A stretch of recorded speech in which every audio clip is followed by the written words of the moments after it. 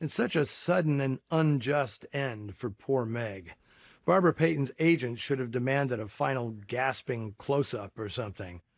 The more inexplicable exit, however, is how Lloyd Bridges just disappears from the picture. Switching the focus to Jack Sylvester, played by James Todd, it just doesn't work. This guy may be the weakest Mr. Big I've ever seen in a movie. It's nearly impossible to find production files for Eagle Lion movies, but I've heard the ending may have been altered after Bridges fell ill and couldn't finish the production. Wish I could say that's the case, because it'd be a practical excuse for what seems like a big mistake.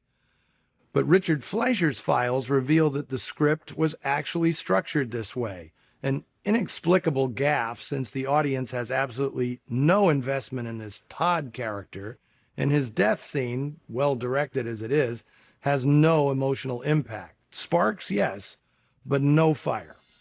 Trapped was the first major role for 21-year-old Barbara Lee Redfield, who worked under the name Barbara Payton.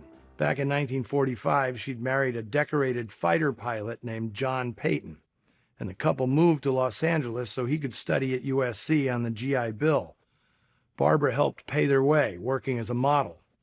Within a few years, despite having a newborn baby, the high life around L.A. proved too enticing to the young mother. She became a fixture in Sunset Strip nightclubs, sort of a 40s equivalent of today's celebrities who are notable only for being noted.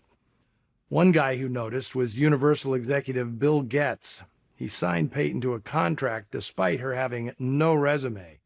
She'd had only a couple of bit parts before Dick Fleischer cast her in Trapped. Her next picture was a big step up, co-starring with Jimmy Cagney in the 1950 Warner Brothers crime thriller Kiss Tomorrow, Goodbye. She's terrific in it, more than holding her own in what was essentially the Virginia Mayo role in Cagney's follow-up to White Heat. Star's brother, producer William Cagney, was so enamored with Payton, he paid her $5,000 a week. Absolutely insane money back then for someone with such meager credits. Off-screen, Payton cut a sexual swath through Hollywood, claiming affairs with George Raft, Howard Hughes, John Ireland, Bob Hope, Guy Madison, Steve Cochran, Woody Strode, to name just a few, women included. The one that stuck was Francho Tone, to whom she was engaged in 1951. That didn't stop her from carrying on a combustible affair with Tom Neal, the B-movie hunk whose libido was equally uncontrollable. When Tone caught them together, Neal, who'd been a boxer, put a beating on him that fractured his skull and left him in a coma for 18 hours. Incredibly, Tone forgave Payton, and later the same year they got married in her hometown of Cloquet, Minnesota. But Payton couldn't lay off the clandestine cavorting with Tom Neal, and the following year, Tone filed for divorce. After that, Payton and Neal spiraled into a vortex of sex and booze, pretty much killing off their Hollywood careers.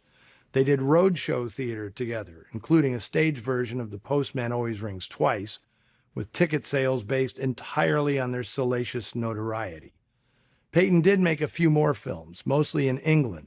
The Flanagan Boy, made there in 1953, was retitled Bad Blonde for American audiences to fully exploit Payton's infamy.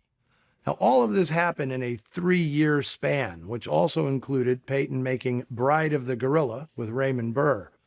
To pull herself together, she left show business, marrying a furniture store owner and moving to Nogales, Arizona.